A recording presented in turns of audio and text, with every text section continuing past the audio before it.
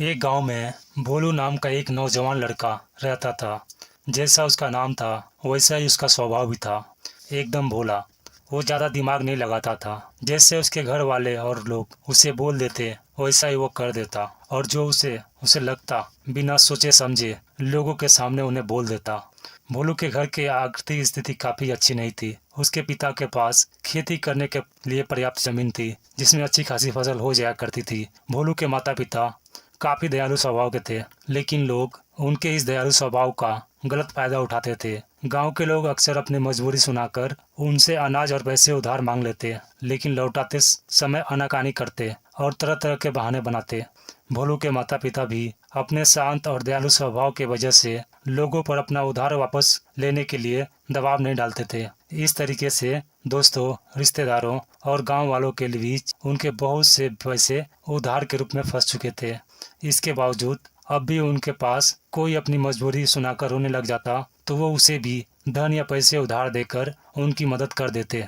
शायद अपने माता पिता की वजह से ही भोलू का स्वभाव भी इतना भोला था। इसी बीच भोलू के माता पिता बड़े धूमधाम से भोलू की शादी भी करा देते हैं, लेकिन भोलू की पत्नी स्वभाव से थोड़ी तेज और नाजुक रखने वाली थी। इसीलिए वो अपनी मन मर्जी से खर्चे करती और अपनी बातों से घर वालों पर दबाव रखती। लेकिन भोलू अपनी पत्नी से बहुत प्रेम करता था। वो उसकी हर इच्छा पूरी करता और उसे अपनी सारी बातें साझा करता। इसी तरीके से कुछ साल बीत गए, लेकिन एक दिन अचानक भोलू के पिता की तबीयत खराब हो गई। उन्हें गांव के वैद्य के पास ले गया, लेकिन गांव के वैद्य ने उनकी बीमारी का पता नहीं लगा पाए। तो फिर भोलू ने उन्हें नगर के सबसे बड़े वैद्य के पास लेकर गया, जहां पर जाकर पता चला कि भोलू के पिता के शरीर में कर्क रोग की शुरुआत हो चुकी है। वैद्य ने भोलू की माँ को बताया कि वैसे तो इस रोग का कोई इलाज नहीं है, लेकिन क्योंकि अभी रोग की शुरुआत हुई है, इसीलिए अगर सही उपचार किया जाए तो संभावना है कि रोगी को बचाया जा सकता है। लेकिन इस उपचार में समय और धन दोनों की बड़ी मात्रा में जरूरत है। भोलू और भोलू के पिता को वैद्य के पास छोड़कर उसकी माँ धन की व्यवस्था करने के लिए गांव वापस आ जाती है, और वह उन सभी लोगों के घर वापस जाती है जिन्हें पैसे दिए गए थे। उनमें से कुछ लोग तो पैसा वापस कर देते हैं, पर ज़्यादातर लोग यहाँ वहाँ के बहाने बनाकर बात को टाल देते। इसलिए भोलू की माँ गांव के सेठ से ब्याज में पैसे लेकर शहर वापस चली आती हैं और अपने पति का इलाज शुरू करती हैं।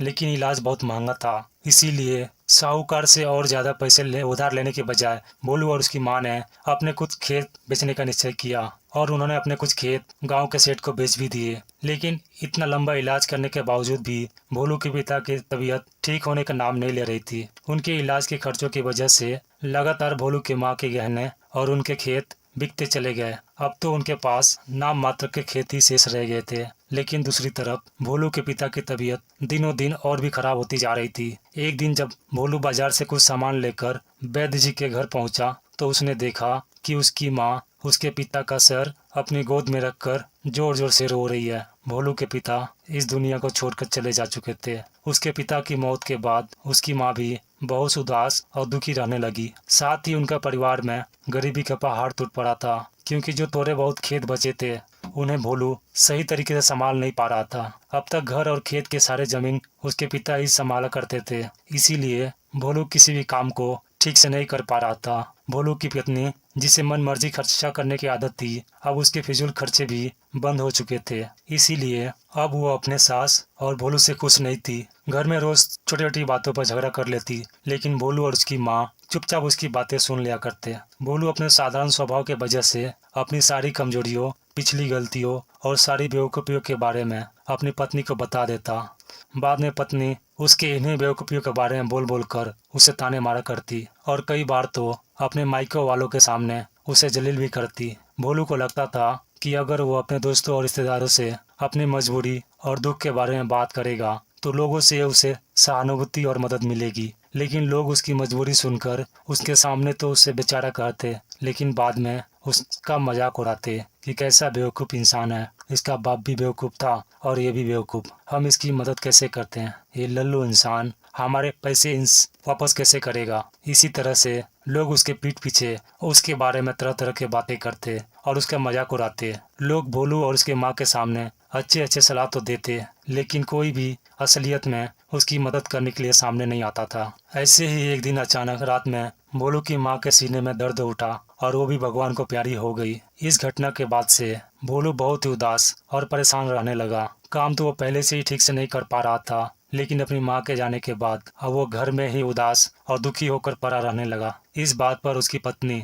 उसे दिन भर ताने मारती और पड़ोसियों से उसकी बुराई करती। वह कहती जैसे इसके माँ बाप निकम्मे और डरपोक थे, वैसे ये भी है। जब भोलू को पड़ोसियों के मुंह से अपनी पत्नी के द्वारा की गई उसकी बुराई के बारे में पता चलता तो उसे बहुत गुस्सा आता और गुस्से में वो भी अपनी पत्नी के पड़ोसियों से बुराई करने लगता। उसके इसी आदत की वजह से पड़ोसी इसके सामने भोलू और उसकी पत्नी का मजाक उड़ाते और उन दोनों की एक दूसरे से चुगली भी करते, जिस वजह से भोलू और उसकी पत्नी के बीच झगड़े होने शुरू हो गए।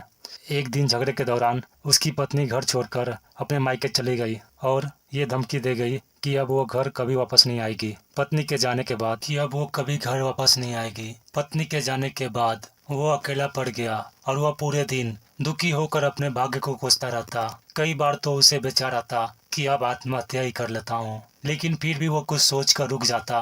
कुछ समय पहले तक जो लोग भोलू को अपना दोस्त, रिश्तेदार और पड़ोसी बताकर मीठी मीठी बातें करते और उसके पिता से सहायता मांगते थे, आज वही लोग भोलू का मजाक उड़ाते थे और उसे पागल कहते थे। अंदर से दुखी और पूरी तरह से टूट चुका भोलू बस किसी तरह से अपना जीवन काट रहा था। लेकिन एक दिन भोलू के गांव में एक बहुत ही प्रसिद्ध महात्मा आते हैं। जब भोलू को उस महात्मा के बारे में पता चलता है तो वह सीधे उनके पास जाता है और उनके चरणों में गिरकर रोने लगता है। महात्मा भोलू को उठाते हैं और उससे उसके इस असीम दुख का कारण पूछते हैं तो भोलू अपने परिवार की सारी कहानी महात्मा जी को कहकर सुनाता है। भोलू की पूरी बात को ध्यान से सुनने के बाद महात्मा उससे कहते हैं, तुम्हारे परिवार के इस हालत का कारण कोई और नहीं बल्कि तुम्हारा और तुम्हारे माता पिता का हद से ज्यादा सीधा होना और उन पारिवारिक बातों को दूसरों से बता देना है, जिन बातों को कभी किसी से साझा नहीं करना चाहिए। तुम्हारे सीधे स्वभाव का इलाज तो लोगों के द्वारा दिए गए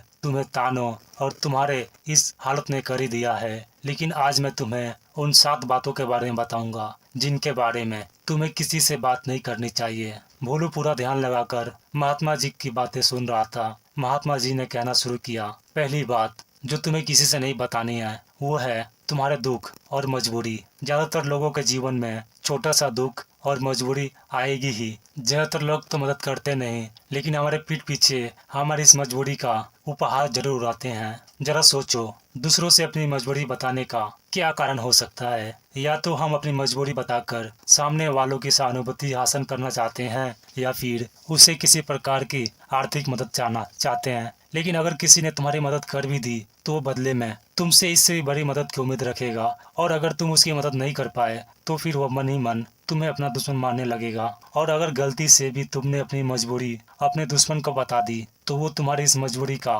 गलत फायदा उठा भी सकता है, क्योंकि वो समझ जाएगा कि इस समय तुम कमजोर और मजबूर हो और तुमसे बदला लेने का यही सही समय है। इसीलिए अपने दुख और मजबूरी किसी के भी साथ साझा नहीं करो और लोगों के स्वभाव को पढ़ना सीखो, क्योंकि लोगों को स्वभाव को पढ़ना सीख गए और गहराई से समझना सीख गए तो तुम खुद को बहुत सी मुसीबत से बचा सकते हो। वैसे दोस्तों, ही महात्मा ने कहा, दूसरी बात जो तुम्हें दूसरी बात लोगों से साझा नहीं करनी है, अपनी अतीत की गलतियां और भविष्य की योजनाएं। अतीत में जो भी गलतियां हमसे हो चुकी है, फिर चाहे वो जो भी हो, हमारी बेवकूफ़ी से हो या फिर हमने जानबूझ से की, उन्हें किसी दूसरे व्यक्ति से नहीं बताना चाहिए, क्योंकि बताने से अतीत की गलतियां तो ठीक नहीं की जा सकती, लेकिन ऐसा करके हम लोगों के नज़रों में उपहास का पात्र जरूर बन जाते हैं। हमारी अतीत की गलतियां पता चलने के बाद लोग हमें शक की नज़र से देखना शुरू कर देते हैं और लोगों का हम पर से भरोसा भी कम जाता है, और कई मौक़ों पर तो लोग हम पर भरोसा करना ही छोड़ देते हैं। भले ही अब हम वो इंसान न रहें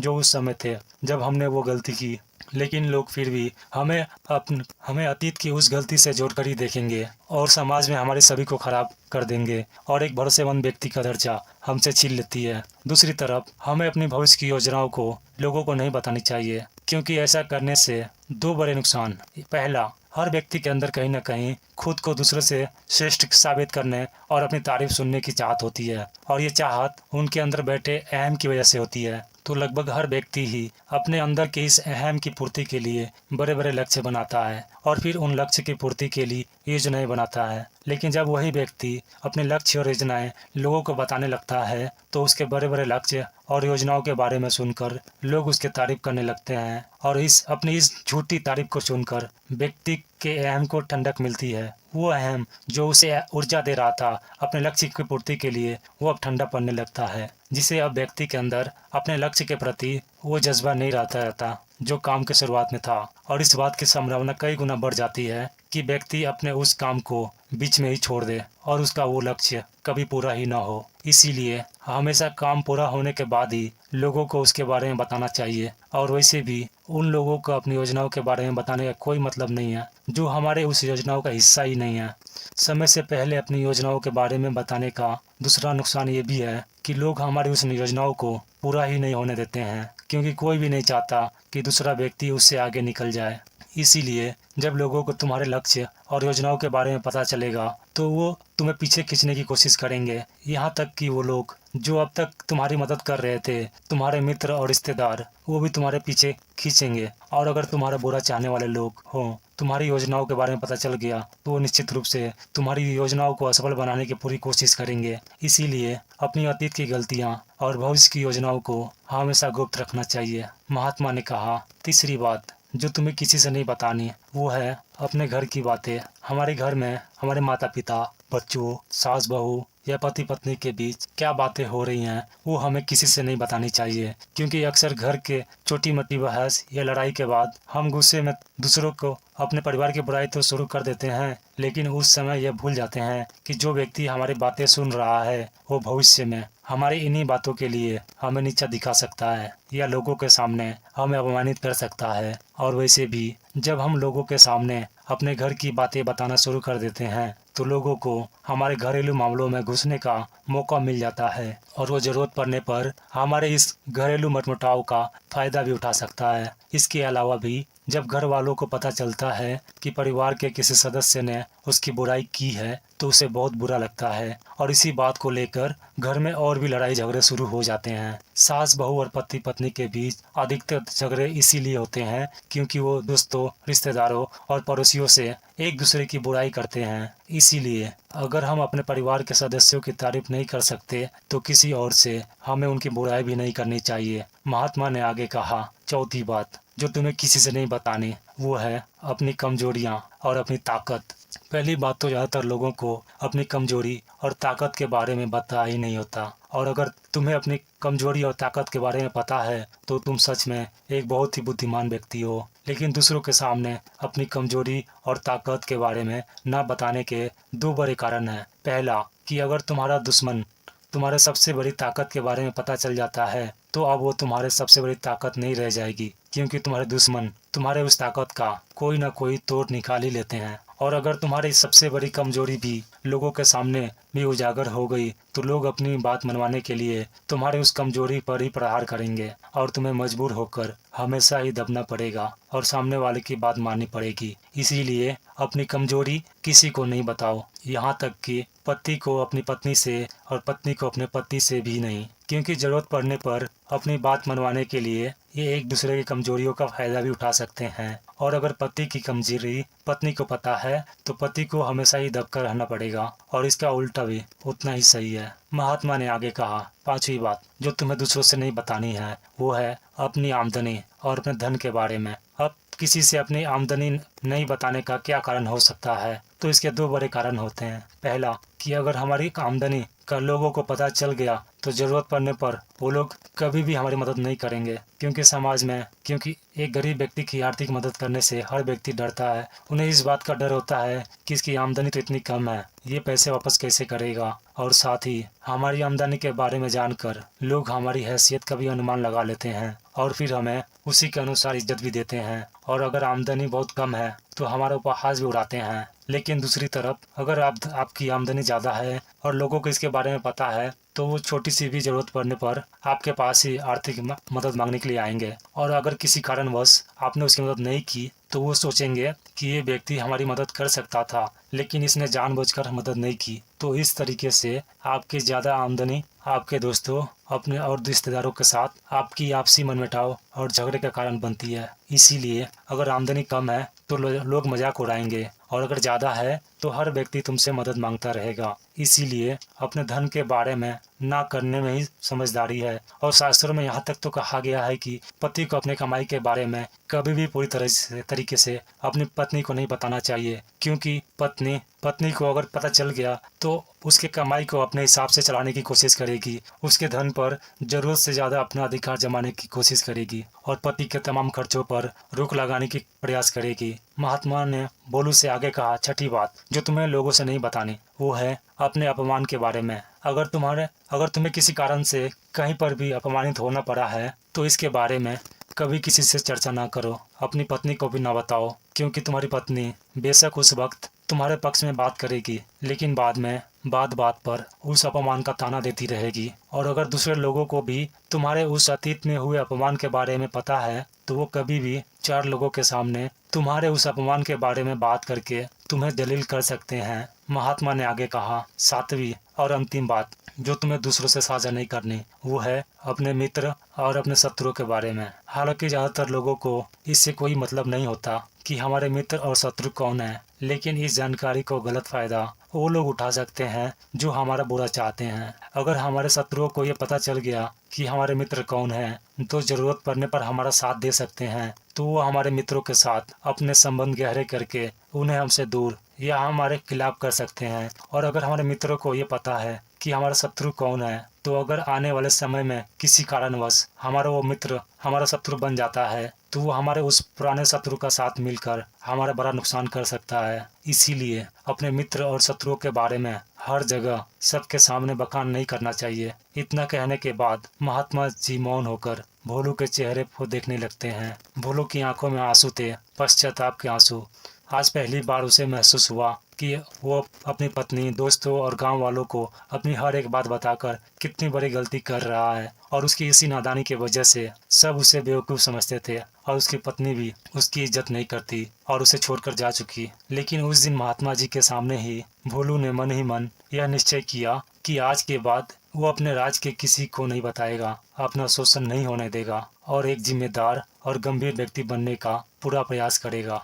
दोस्तों, उम्मीद है ये वीडियो आपको पसंद आई होगी। Thank you.